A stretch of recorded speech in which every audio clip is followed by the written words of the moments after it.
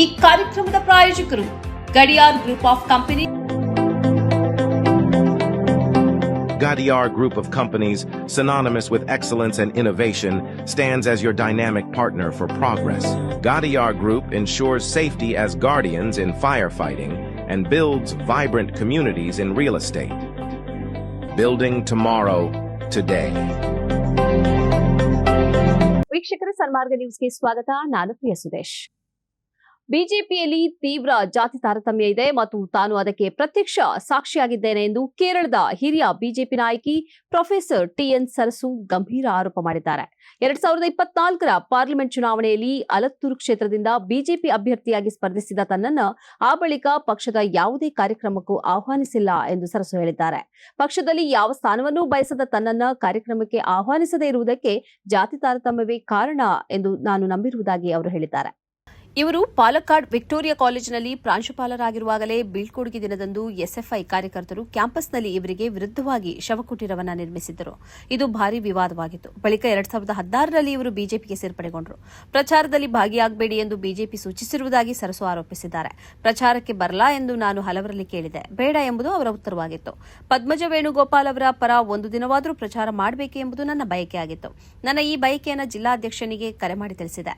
ನಾನು ಕೇಳಿ ಹೇಳುವೆ ಎಂದು ಅವರು ಉತ್ತರಿಸಿದರು. ಯಾರೊಂದಿಗೆ ಅವರು ಕೇಳ್ತಾರೆ ಎಂಬುದು ನನಗೆ ಗೊತ್ತಿಲ್ಲ. 2024ರ ಪಾರ್ಲಿಮೆಂಟ್ ಚುನಾವಣೆಯ ಬಳಿಕ ನನ್ನನ್ನು ಯಾವ ಕಾರ್ಯಕ್ರಮಕ್ಕೂ ಆಹ್ವಾನಿಸಿಲ್ಲ ಎಂದು ಅವರು ಹೇಳಿಕೊಂಡಿದ್ದಾರೆ. ಪೋಷಕರನ್ನ ರಕ್ಷಿಸುವ ಯಾವುದೇ ಕಾನೂನುಬದ್ಧ ಬಾಧ್ಯತೆ ಸೊಸೆಗೆ ಇಲ್ಲ ಎಂದು ಅಲಹಾಬಾದ್ ಹೈಕೋರ್ಟ್ ತೀರ್ಪು ನೀಡಿದೆ. ಭಾರತೀಯ ನಾಗರಿಕ ಸುರಕ್ಷಾ ಸಂಹಿತೆಯ ಅಡಿಯಲ್ಲಿ ಗಂಡನ ಪೋಷಕರು ತಮ್ಮ ಸೊಸೆಯಿಂದ ನಿರ್ವಹಣಾ ವೆಚ್ಚವನ್ನು ಕೋರಲು ಸಾಧ್ಯವಿಲ್ಲ ಎಂದು ನ್ಯಾಯಮೂರ್ತಿ ಮದನ್ ಪಾಲ್ ಸಿಂಗ್ ತೀರ್ಪು ನೀಡಿದ್ದಾರೆ. ತಮ್ಮ ಸೊಸೆಯ ವಿರುದ್ಧ ಕ್ರಿಮಿನಲ್ ಕ್ರಮ ಕೈಗೊಳ್ಳುವಂತೆ ಕೋರಿ ರಾಕೇಶ್ ಕುಮಾರ್ ಮತ್ತು ಅವರ ಪತ್ನಿ ಸಲ್ಲಿಸಿದ್ದ ಅರ್ಜಿಯ ವಿಚಾರಣೆಯ ಸಂದರ್ಭದಲ್ಲಿ ನ್ಯಾಯಾಲಯವು ಈ ಅವಲೋಕನವನ್ನ ಮಾಡಿದೆ. ನಿರ್ವಹಣಾ ವೆಚ್ಚವನ್ನು ಪಡೆಯುವ ಹಕ್ಕು ಕಾನೂನುಬದ್ಧ ಹಕ್ಕಾಗಿದ್ದು, ಇದು ಸದರಿ ಕಾಯ್ದೆಯಲ್ಲಿ ಸ್ಪಷ್ಟವಾಗಿ ಉಲ್ಲೇಖಿಸಲಾದ ವ್ಯಕ್ತಿಗಳಿಗೆ ಮಾತ್ರ ಸೀಮಿತವಾಗಿದೆ ಎಂದು ನ್ಯಾಯಾಲಯವು ಬೆಟ್ ಮಾಡಿದೆ. ಪತಿಯ ಪೋಷಕರನ್ನ ನೋಡಿಕೊಳ್ಳುವುದು ನೈತಿಕ ಕರ್ತವ್ಯವಾಗಿರಬಹುದು, ಆದರೆ ಇದಕ್ಕೆ ಯಾವುದೇ ಕಾನೂನುಬದ್ಧ ಆಧಾರವಿಲ್ಲ. ನೈತಿಕ ಜವಾಬ್ದಾರಿಗಳನ್ನು ನ್ಯಾಯಾಲಯವು ಕಾನೂನುಬದ್ಧವಾಗಿ ಜಾರಿಗೆ ತರಲು ಸಾಧ್ಯವಿಲ್ಲ ಎಂದು ಪೀಠವು ಹೇಳಿದೆ. ಸೊಸೆಯ ಮೇಲೆ ಇಂತಹ ಬಾಧ್ಯತೆಯನ್ನು ಹೇರುವುದು ಕಾನೂನು ವ್ಯವಸ್ಥೆಯ ಉದ್ದೇಶವಲ್ಲ ಎಂದು ನ್ಯಾಯಾಲಯವು ಎತ್ತಿ ತೋರಿಸಿದೆ. ಕ್ರಿಮಿನಲ್ ಪ್ರೊಸೀಜರ್ ಕೋಡ್ನ ಸೆಕ್ಷನ್ 125ರ ಅಡಿಯಲ್ಲಿ ಮಕ್ಕಳು ತಮ್ಮ ಸ್ವಂತ ಪೋಷಕರನ್ನು ರಕ್ಷಿಸುವ ಜವಾಬ್ದಾರಿಯನ್ನು ಹೊಂದಿದ್ದರೂ ಆ ವ್ಯಾಖ್ಯಾನವು ಪತಿಯ ಪೋಷಕರನ್ನು ಒಳಗೊಂಡಿರುವುದಿಲ್ಲ ಎಂದು ನ್ಯಾಯಾಲಯ ಹೇಳಿದೆ. ಗಂಡನ ಮರಣದ ನಂತರ ಸೊಸೆಯು ಕೆಲಸ ಮಾಡುತ್ತಿದ್ದರೂ ಸಹ ಆ ಆದಾಯದ ಪಾಲನ್ನು ಗಂಡನ ಪೋಷಕರಿಗೆ ನೀಡಲು ಅವಳು ಬಾಧ್ಯಸ್ಥಳಲ್ಲ ಎಂದು ನ್ಯಾಯಾಲಯವು ತೀರ್ಪು ನೀಡಿದೆ. ಉತ್ತರ ಪ್ರದೇಶದಲ್ಲಿ ಕಾನ್ಸ್ಟೇಬಲ್ ಆಗಿದ್ದ ತಮ್ಮ ಸೊಸೆಯ ವಿರುದ್ಧ ಗಂಡನ ಪೋಷಕರು ದೂರು ನೀಡಿದ್ದರು. ತಾವು ವೃದ್ಧರು, ಅನಕ್ಷರಸ್ಥರು ಮತ್ತು ಬಡವರಾಗಿದ್ದು ತಮ್ಮ ಏಕೈಕ ಮಗನ ಮರಣದ ನಂತರ ತಮ್ಮನ್ನ ನೋಡಿಕೊಳ್ಳಲು ಯಾರೂ ಇಲ್ಲ ಎಂದು ದಂಪತಿಗಳು ವಾದಿಸಿದ್ದರು.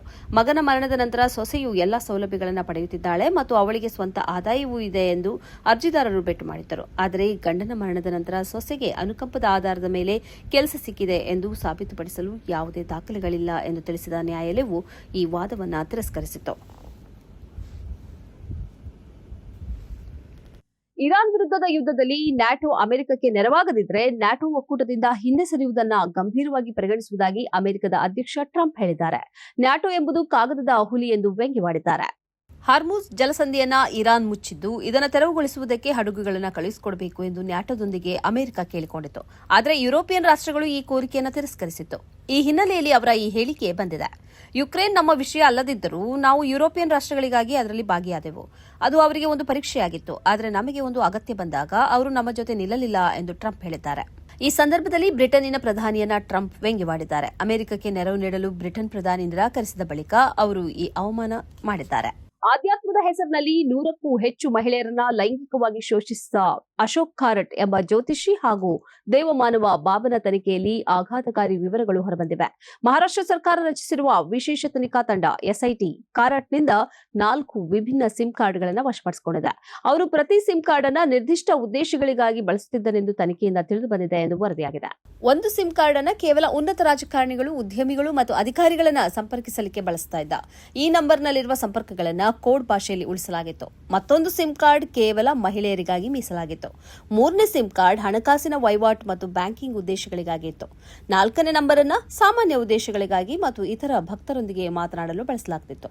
ಮಹಿಳೆಯರ ವೈಯಕ್ತಿಕ ಸಮಸ್ಯೆಗಳು ಮತ್ತು ವೃತ್ತಿಜೀವನದ ಅಡೆತಡೆಗಳನ್ನು ಪರಿಹರಿಸುವ ಭರವಸೆ ನೀಡಿ ಅವರನ್ನು ಸೆಳೆಯುತ್ತಿದ್ದ. 10ನೇ ತರಗತಿ ಪಾಸಾಗದ ಕಾರಟ್ ತಾನು ಭಾರತೀಯ ನೌಕಾಪಡೆಯಲ್ಲಿ ನಿವೃತ್ತ ಕ್ಯಾಪ್ಟನ್ ಎಂದು ಭಕ್ತರು ನಂಬುವಂತೆ ಮಾಡಿದ್ದನು. ಕಾರಟ್ ಪ್ರತಿ ಭೇಟಿಗೆ 5 ಲಕ್ಷ ರೂಪಾಯಿಗಳವರೆಗೆ ಶುಲ್ಕ ವಿಧಿಸುತ್ತಿದ್ದಾಗಿ ವರದಿಯಾಗಿದೆ. ಭಕ್ತರಿಂದ ಉಡುಗೊರೆಯಾಗಿ ಲಕ್ಷಾಂತರ ರೂಪಾಯಿ ಮೌಲ್ಯದ ಐಷಾರಾಮಿ ಕಾರುಗಳನ್ನು ಸಹ ಪಡೆದಿದ್ದ. ಭಕ್ತನೊಬ್ಬನಿಂದ 90 ಲಕ್ಷ ರೂಪಾಯಿ ಮೌಲ್ಯದ ಕಾರನ್ನು ಪಡೆದಿದ್ದನೆಂದು ವರದಿಗಳು ತಿಳಿಸಿವೆ. ಪಾಲಿಶ್ ಮಾಡಿದ ಅರಿಶಿನ ಪುಡಿಯನ್ನು ನೀಡಿ ಅದಕ್ಕೆ 1 ಲಕ್ಷದಿಂದ 5 ಲಕ್ಷ ರೂಪಾಯಿಗಳವರೆಗೆ ಶುಲ್ಕ ವಿಧಿಸುವ ಮೂಲಕ ದೊಡ್ಡ ಹಣಕಾಸಿನ ವಂಚನೆಯನ್ನ ಮಾಡಿದ್ದ. ಈ ವಂಚನೆಯು ವಿಘ್ನಗಳನ್ನು ತಡೆಯುವ ಹೆಸರಿನಲ್ಲಿ ನಡೆಯುತ್ತಿತ್ತು. ಗೋಪಾಲನೆಗೆ ಹೆಚ್ಚಿನ ಆದ್ಯತೆ ನೀಡಿದ್ದ ರಾಜ್ಯದ ಹಿಂದಿನ ಬಿಜೆಪಿ ಸರ್ಕಾರದ ಆಡಳಿತಾವಧಿಯಲ್ಲಿ ಗೋಶಾಲೆಗಳ ನಿರ್ಮಾಣಕ್ಕಾಗಿ ಕೋಟಿಗಟ್ಟಲೆ ರೂಪಾಯಿಗಳನ್ನು ಮೀಸಲಿಟ್ಟಿದ್ದರೂ ಸಹ ಬೀದಿಗಳಲ್ಲಿ ಅಲೆಯುವ ಹಸುಗಳ ಸಂಖ್ಯೆ ಹೆಚ್ಚುತ್ತಿದೆ ಎಂದು ವರದಿಯಾಗಿದೆ. 2021-22ರಲ್ಲಿ ಪ್ರತಿ ಜಿಲ್ಲೆಯಲ್ಲಿ ಗೋಶಾಲೆಗಳ ನಿರ್ಮಾಣಕ್ಕಾಗಿ 15 ಕೋಟಿ ರೂಪಾಯಿ ಮತ್ತು ಹೆಚ್ಚುವರಿಯಾಗಿ 50 ಕೋಟಿ ರೂಪಾಯಿಗಳನ್ನು ಮೀಸಲಿಟ್ಟಿದ್ದರೂ ರಾಜ್ಯದ ಎಲ್ಲಾ ನಗರಗಳಲ್ಲಿ ಜಾನುವಾರುಗಳು ರಸ್ತೆಗಳನ್ನು ಆಕ್ರಮಿಸಿಕೊಳ್ಳುತ್ತಿವೆ. 2019ರ ಸಮೀಕ್ಷೆಯಲ್ಲಿ 77,000 ಜಾನುವಾರುಗಳು ಪತ್ತೆಯಾಗಿದ್ದರೆ ಪ್ರಸ್ತುತ ಅವುಗಳ ಸಂಖ್ಯೆ ಹೆಚ್ಚುತ್ತಿದೆ ಎಂದು ಜನರು ಸಾಕ್ಷಿ ನುಡಿದಿದ್ದಾರೆ. 2021-22ರಲ್ಲಿ ರಾಜ್ಯ ಸರ್ಕಾರ ಸ್ಥಾಪಿಸಿದ ಅನೇಕ ಗೋಶಾಲೆಗಳು ಬಳಕೆಯಾಗದೆ ಉಳಿದಿದೆ ಅಥವಾ ಖಾಲಿಯಾಗಿ ಬಿದ್ದಿವೆ. ರಾಜ್ಯದ 256 ನೋಂದಾಯಿತ ಖಾಸಗಿ ಗೋಶಾಲೆಗಳಲ್ಲಿ 49,873 ಜಾನುವಾರುಗಳಿದ್ದರೆ ಸರ್ಕಾರಿ ಗೋಶಾಲೆಗಳಲ್ಲಿ ಕೇವಲ 1,552 ಜಾನುವಾರುಗಳಿವೆ. 2 ದಶಕಗಳಿಂದ ಎನ್ಜಿಒಗಳು, ಧಾರ್ಮಿಕ ಸಂಸ್ಥೆಗಳು ಮತ್ತು ಟ್ರಸ್ಟ್ಗಳು ಖಾಸಗಿ ಗೋಶಾಲೆಗಳನ್ನು ಪ್ರಾರಂಭಿಸಿವೆ. ಕಳೆದ ನವೆಂಬರ್ನಲ್ಲಿ ಸುಪ್ರೀಂ ಕೋರ್ಟ್ ಆದೇಶ ನೀಡಿದ್ದರೂ ಸ್ಥಳೀಯ ಸಂಸ್ಥೆಗಳು ಬೀದಿಯಲ್ಲಿ ಅಲೆಯುವ ಜಾನುವಾರುಗಳನ್ನು ಸ್ಥಳಾಂತರಿಸದ ಕಾರಣ ಸರ್ಕಾರಿ ಗೋಶಾಲೆಗಳು ತಮ್ಮ ಉದ್ದೇಶವನ್ನು ಈಡೇರಿಸುವಲ್ಲಿ ವಿಫಲವಾಗಿವೆ ಎಂದು ಪ್ರಾಣಿ ಪ್ರೇಮಿಗಳು ಹೇಳ್ತಾರೆ.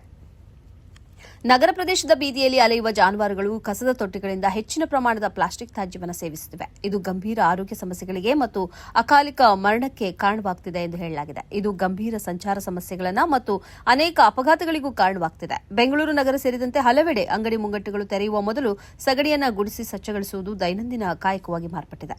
ಕರ್ನಾಟಕ ಗೋಹತ್ಯೆ ಪ್ರತಿಬಂಧಕ ಮತ್ತು ಜಾನುವಾರು ಸಂರಕ್ಷಣಾ ಕಾಯ್ದೆ 2020 ಜಾರಿಗೆ ಬಂದ ನಂತರ ಬೀದಿ ಬದಿಯ ಕೈಬಿಟ್ಟ ಮತ್ತು ಅನುತ್ಪಾದಕ ಜಾನುವಾರುಗಳಿಗೆ ವಸತಿ, ಆಹಾರ ಮತ್ತು ಆರೈಕೆಗಾಗಿ ಎಲ್ಲಾ ಜಿಲ್ಲೆಗಳಲ್ಲಿ ವಿಶೇಷ ಸೌಲಭ್ಯಗಳನ್ನು ನಿರ್ಮಿಸುವುದು ಗೋಶಾಲೆ ಸ್ಥಾಪನೆಯ ಯೋಜನೆಯ ಉದ್ದೇಶವಾಗಿದೆ. ಏಪ್ರಿಲ್ ಮತ್ತು ಮೇ ತಿಂಗಳಿನಲ್ಲಿ ಸಾಮಾನ್ಯಕ್ಕಿಂತ ಹೆಚ್ಚಿನ ತಾಪಮಾನ ಇರುವುದರಿಂದ ಬೀದಿಯಲ್ಲಿ ಅಲೆಯುವ ಪ್ರಾಣಿಗಳು ನೀರು ಮತ್ತು ಆಹಾರದ ಕೊರತೆಯನ್ನು ಎದುರಿಸಲಿವೆ. ಇದು ಈ ಹೊತ್ತಿನ ಸುದ್ದಿ ಸಂಚಯ. ನಿರಂತರವಾಗಿ ನೋಡ್ತಾ ಇರಿ ಸನ್ಮಾರ್ಗ ನ್ಯೂಸ್, ಸುದ್ದಿಗಳ ಸಂತೆಯಲ್ಲಿ ಸತ್ಯದ ಮೊಂಬತ್ತಿ.